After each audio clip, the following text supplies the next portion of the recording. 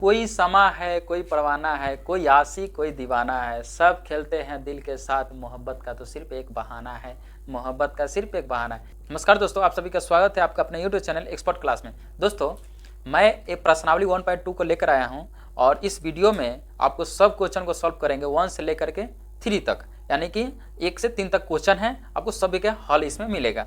इस सीरीज के सिर्फ वीडियो को लास्ट तक जरूर देखें और स्किप बिल्कुल भी नहीं कीजिएगा, नहीं तो अन्यथा आपको समझ में नहीं आएगा। ये व्यापक रूप क्या होता है, उसमें मतलब कि निकटतम मान कैसे लिखेंगे, नहीं लिखेंगे, इस बारीकी से हम आपको समझाएंगे। ठीक है, चलिए स्टार्ट करते हैं। बच्चों देखिएगा, हल कह रहा है क्या कि व्यापक नियम का प्रयोग करते हुए निम्नलिखित में से प्रत्येक का योगफल का सन्निकटतम मान बताइए, यानी कि नजदीक वाला मान कर है बताने के लिए। तो ठीक है, बहुत अच्छा। नजदीक वाला क्या है, दूरी वाला क्या है, हम है ना, आप लोग चिंता बिल्कुल भी नहीं कीजिएगा। ठीक है, चलिए बच्चों, सबसे पहले कह रहा है क्या, व्यापक नियम का प्रयोग करना है। ठीक है, तो व्यापक नियम का यानी कि अब कह रहा है कहते सन्निकटम मान, यानी इसका नजदीक का मान कौन हो सकता है, यानी कि 730 है। अगर मान लीजिए 750 से ऊपर रहता तो हम 800 लिखते, लेकिन यहाँ पे क्या है 730 है, तो 730 है तो हम सीधा 700 लिखेंगे। ठीक है, कोई दिक्कत नहीं। 730 है और हम यहाँ 700 लिख दिए, तो भाई आप लोग क्वेश्चन कीजिएगा ना, सर यहाँ पे 730 है लेकिन 700 कैसे लिख दिए। देखिए दोस्तों, यहाँ पे आपको हम समझाते हैं, बारीकी से समझिएगा कि अगर मान लीजिए कि 204 है, ठीक है, एक है 256। ठीक है, तो दोस्तों याद रखिएगा, अगर मान लीजिए 200 यानी कि 204 है तो कितना है, यानी कि इसका नज़दीक वाला मान है। ठीक है, नज़दीक वाला है तो हम नहीं लिखेंगे, निकटतम मान। अब कह रहे 250 रहता, यहाँ पे 50, जैसे 56 है तो 256 है तो यहाँ पे हम 300 लिख सकते हैं। ठीक है, यानी 50 से ऊपर रहे, और 50 से नीचा रहेगा यानी कहीं 50 है, 50 से ऊपर रहेगा तो हम लिख देंगे 300। ठीक है, 300 लिख देंगे, और 50 से अगर नीचा रहेगा, मान लीजिए 49 से रहे, 48 से रहे, तो हम क्या करेंगे 200 लिखेंगे। इसमें क्या करेंगे 200 लिखेंगे, कोई दिक्कत। उसी तरह इसमें क्या है 204 है तो हम सीधा 200 लिखेंगे, इसी को कहते हैं निकटतम मान। ठीक है, अब यहाँ से 256 है तो हम 300, मान लीजिए 290 है तो इसको क्या लिखेंगे 300 लिखेंगे। अगर मान लीजिए 415 है तो इसको क्या लिखेंगे 400 लिखेंगे, यानी कि इसका नज़दीक वाला मान लिखना है। ठीक है, इसका क्या करना है, नज़दीक वाला मान लिखना है। तो बात को समझ गए, चलिए इसको बनाते हैं। दोस्तों 700 हो गया ना, फिर प्लस डाल दीजिए। अब 998 है तो देखिए इसमें 998 यानी कि पूरा 1000 के करीब है, 1000 के करीब है तो 1000 लिख दीजिए डीट पे, कोई दिक्कत नहीं, डरने की जरूरत नहीं है। यहाँ पे देखिए 1000 और 700 कितना होगा 1700। आपका ये आंसर आ गया बन के तैयार। ठीक है, कोई दिक्कत नहीं। चलिए जो है कि ये हल करते हैं। कह रहा है बी नंबर में 796 माइनस 314, तो 796 का निकटतम मान कौन है, सन्निकटम मान और निकटतम मान लो, यानी कि 796 का सन्निकटम मान जो है आपको 800 आएगा। ठीक है, और 314 है तो आप तो यहाँ पे बताए हैं, समझाए हैं, तो 314 को सीधा 300 लिखेंगे। ठीक है, अब 800 में से 300 घटा देंगे तो कितना आएगा 500 आएगा। बस यही आपका क्या होगा आंसर। बच्चों यहाँ पे देखिएगा 12904 है। ठीक है, तो 12904 है तो किसके नज़दीक में है, तो 13000 के नज़दीक में है। क्या 13000 के नज़दीक में है, 13000 के नज़दीक में। ठीक है, ये 2888 है तो 3000 के नज़दीक में होगा, 3000 लिख दीजिए। तो 13000 और 3000 कितना होगा 16000 होगा ना, तो क्या हो जाएगा 16000 हो जाएगा। ठीक है, क्या हो जाएगा 16000, यानी कि आपका ये क्या होगा आंसर। आगे देखते हैं, इसमें कह रहा है दोस्तों, कह रहा है 28292, तो 28292 यानी कि हम लिखेंगे सीधा 28000। क्या लिखेंगे 28000। ठीक है, अब यहाँ पे कह रहा है 21496, 21496, 400 तो सीधा 21000 लिखेंगे। आगे देखिए 21000 28000 में घटा देंगे माइनस है ना, तो घटा दें 3 को 0 तो 3 को 0 डाल दीजिए पहले इधर, 1 है इधर 8 है तो 7 होगा, 2 2 0, यानी कि आपका आ गया कितना 7000। आपका क्या हो गया, तो ये हो गया आपका आंसर। समझ में आ गया हो तो झट से एक सब्सक्राइब कर दे, अपने दोस्तों के साथ शेयर कीजिए। और फिर चलिए अगला प्रश्न पे। तुझे दिखा तो ये जाना सनम। आइए बच्चों दूसरा क्वेश्चन नंबर देखिए। निम्न सवालों में प्रत्येक में एक मोटे तौर पर आकलन और एक निकटतम आकलन 10 तक सन्निकटन दीजिए। ये नंबर कह रहा है 439 प्लस 334 प्लस 4317। तो निम्न सवालों को प्रत्येक में एक मोटे तौर पे आकलन और एक निकटतम आकलन।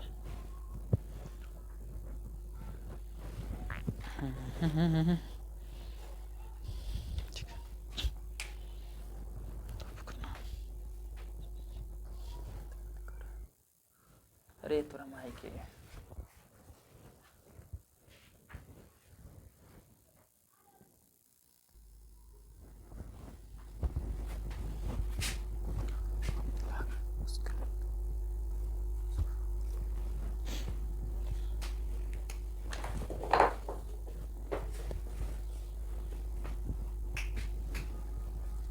बच्चों यहाँ पे देखिएगा, कह रहा है निम्न सवालों में प्रत्येक में एक मोटे तौर पर आकलन और एक निकटतम आकलन 10 तक सन्निकटन दीजिए।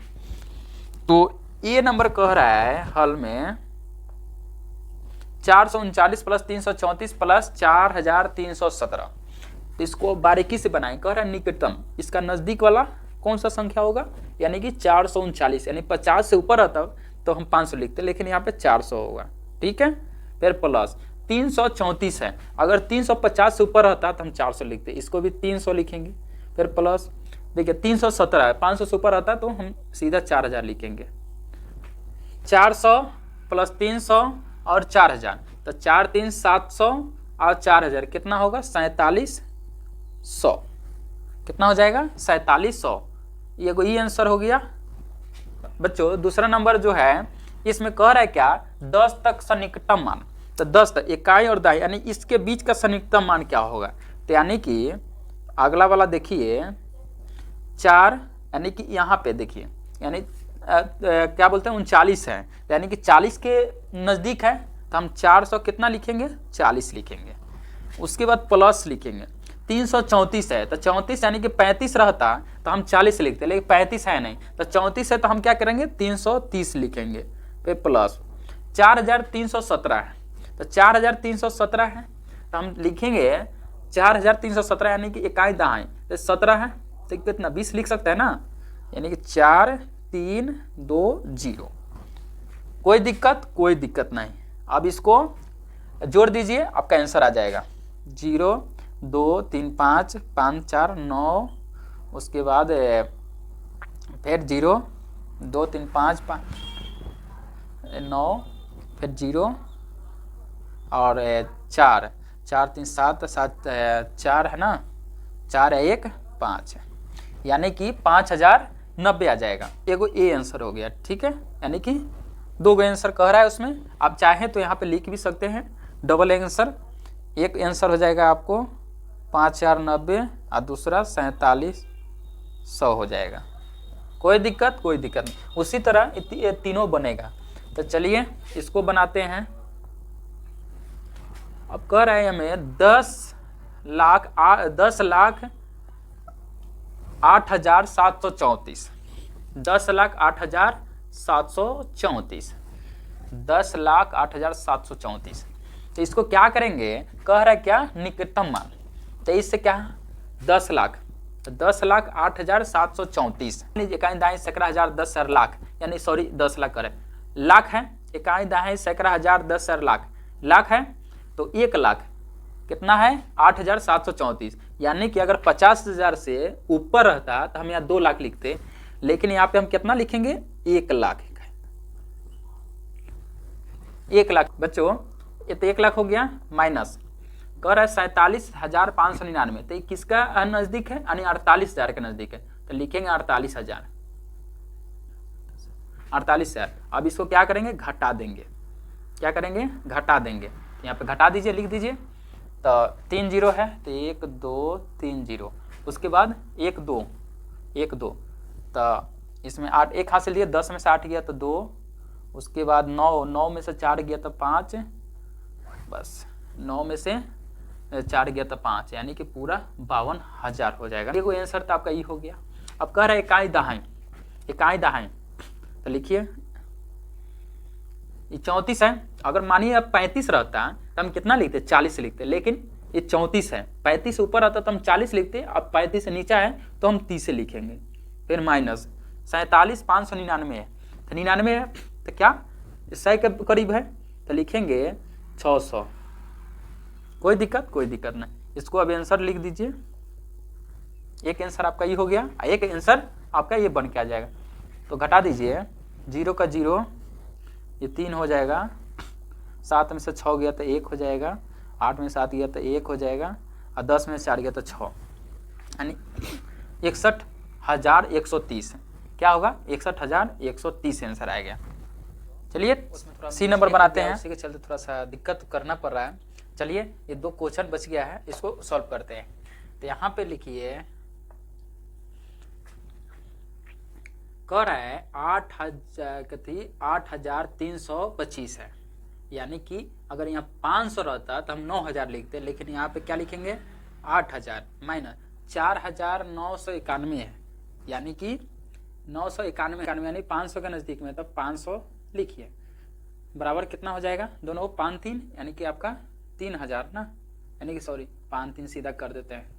यहाँ 8,000 है, 500 500 घटाना तो 7500 आ जाएगा। ठीक, एगो आंसर आपका ये हो गया। अब कह रहा है, क्वेश्चन में कह रहा है कि 10 यानी इकाई दहाई यानी दोनों को मतलब कि निकटतम स्थान जो है डालना है। तो यहाँ 25 है तो हम 30 रख सकते हैं, कोई दिक्कत नहीं। अगर यहाँ पे 4 रहता तो कितना बन जाता, 24, तो 24 हम नहीं लिख सकते, मतलब कि 20 लिख सकते हैं।